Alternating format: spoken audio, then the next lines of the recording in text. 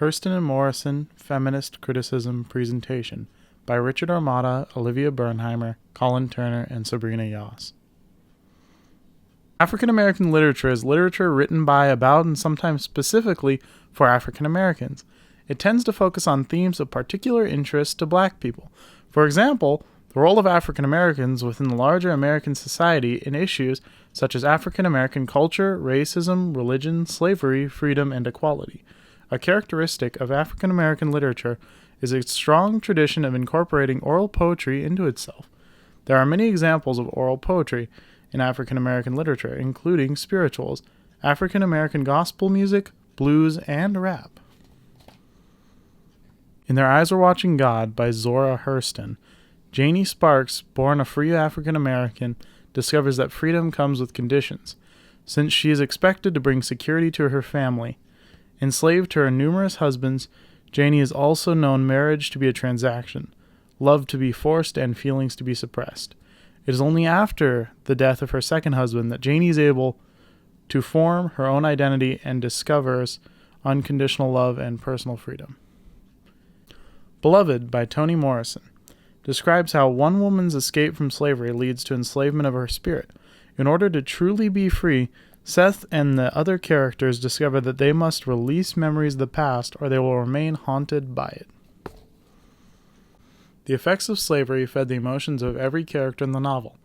Characters were haunted by freedom and the atrocities they faced as Black slaves. Cultural songs were referenced by many characters. Paul D. said that he sang songs with his chain gang, and Beloved sang the song Seth sang to her children. Lastly, everyone was robbed of their innocence, even babies. Janie's first two marriages to Logan Killicks and Jody Starks robbed her of her innocence. Janie faced racism from white people and prejudice from some Black people. Hurston incorporated unique Southern Black dialect that her characters spoke. Throughout history, women have always struggled with equality.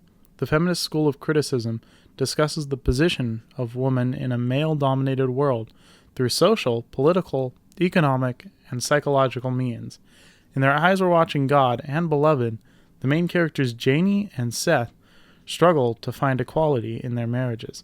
As African Americans and as women, in both novels, the women are sodomized, dominated, and abused by both African American and white men, and discover that there is a high price to pay for liberation. Both Janie and Seth are overworked, underappreciated, and exhausted from toiling throughout their lives, finding similarities between themselves and the life of an animal. In Their Eyes Were Watching God, Janie compares herself to a mule, feeling more like a prized possession to her husband Jody than an equal in their marriage. Janie is told what to do, what to wear, and how to act, much like the mule is. It is only after Janie takes the reins in her life that she no longer references the mule.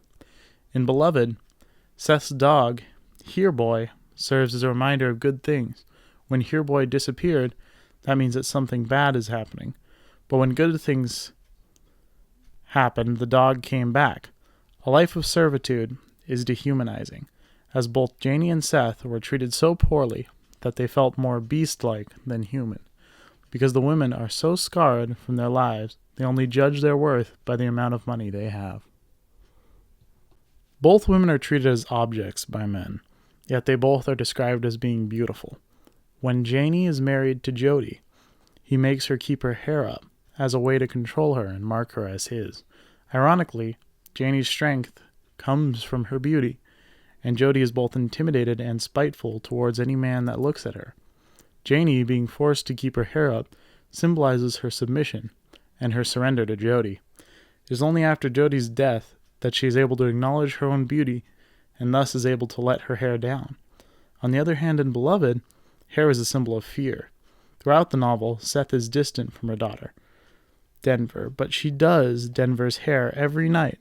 Although this seems like a living act, Denver is afraid that Seth will cut her neck during these times. She feels too scared to tell her mother to stop, so Denver lives in fear. In both novels, it is presumed that Janie and Seth's mother were killed. Both of their mothers were also brought up in slavery. Having grown up in slavery, Janie's grandmother, who raises Janie, believes that the greatest thing is wealth, and not necessarily love.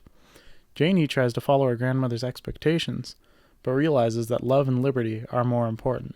On the other hand, Seth, who has just escaped from slavery and is still continually living in her past, is helped to raise her children by her mother-in-law, Baby Suggs. Baby Suggs told Denver that it was okay for a woman to have similar sexual desires as men. She was a rock for the family and even the community. Baby could be considered a feminist herself. She believed in equality for everyone and was even an unofficial preacher. Since Janie was born into freedom and so was Denver, it seems that these two characters' lives are very similar. The mentality of being born into families of former slaves suppresses the freedom and joy of life that others take for granted. Though they never experienced slavery personally, they are still bound by the inhumanity that their relatives suffered. Works cited.